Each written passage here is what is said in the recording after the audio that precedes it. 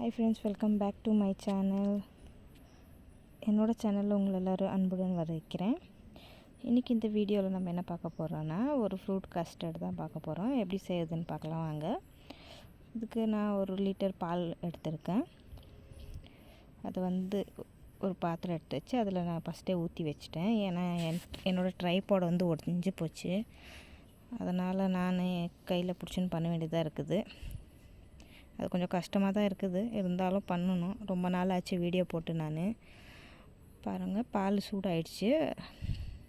High ஃப்ளேமில் வைக்காமல் slow வச்சு நம்ம பால் சூடு பண்ணிக்கணும். ஹை ஃப்ளேமில் வச்சோம்னா என்னென்னா பால் அடி பிடிச்சிடும்.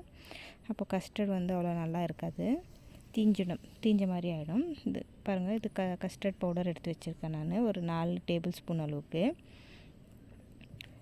கஸ்டர்ட் பவுடர் நம்ம தண்ணி விட்டு இல்லை பால் விட்டு கூட நம்ம மிக்ஸ் பண்ணிக்கலாம். ஆனால் பால் விட்டு மிக்ஸ் பண்ணும்போது பால் சில்லுனா இருக்கணும், இல்லைன்னா கட்டி ஆகிடும். இப்போ பாருங்கள், பால் நல்லா கொதிச்சாயிடுச்சு.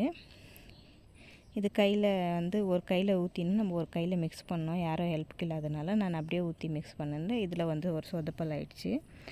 கஸ்டர்ட் மாவு கட்டி ஆகிடுச்சு. ஸோ அதனால் இது ஞாபகம் வச்சுக்கோங்க. நம்ம அது கஸ்டர்ட் இது பண்ணி வச்சுருக்கிறது நம்ம ஊற்றும் போது நம்ம மிக்ஸ் பண்ணிகிட்டே இருக்கணும். அதுக்கு நான் என்ன பண்ணேன்னா, திரும்பி ஒரு ஜல்லடை வச்சு அதை க்ளீனாக ஸ்ட்ரெயின் மாதிரி பண்ணி எடுத்த அப்புறம் சாஃப்டாச்சு. இதில் 1 கப் அளவுக்கு சர்க்கரை போட்டிருக்கேன். சர்க்கரை நீங்கள் உங்கள் டேஸ்ட்டுக்கு தகுந்த மாதிரி கூடவோ குறைச்சி போட்டுக்கலாம். இதில் 1 டீஸ்பூன் அளவுக்கு வெனிலா எசன்ஸு ஊற்றிருக்கேன்.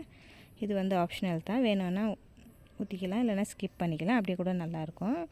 நான் இதுக்கு என்ன கொஞ்சம் ஃப்ளேவர், கொஞ்சம் ஸ்மெல் நல்லாயிருக்கும்னு சொல்லிவிட்டு வெனிலா எசன்ஸும் சேர்த்துருக்கேன். இப்போ சர்க்கரை போட்ட நல்லா மிக்ஸ் பண்ணி விட்டுக்கலாம்.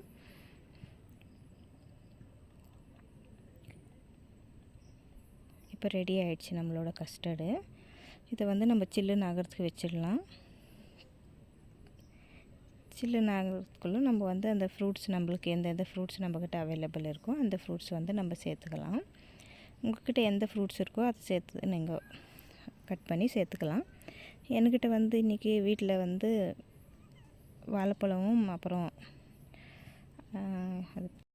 என்கிட்ட ஃப்ரூட்ஸில் வாழைப்பழமும் அப்புறம் மாதுளம்பழம் இருந்துச்சு. அது 2 தான் நான் சேர்த்துன்னு இருக்கேன். உங்கள்கிட்ட வீட்டில் எந்த ஃப்ரூட்ஸ் இருக்கோ நீங்கள் அதை சேர்த்து பண்ணலாம்.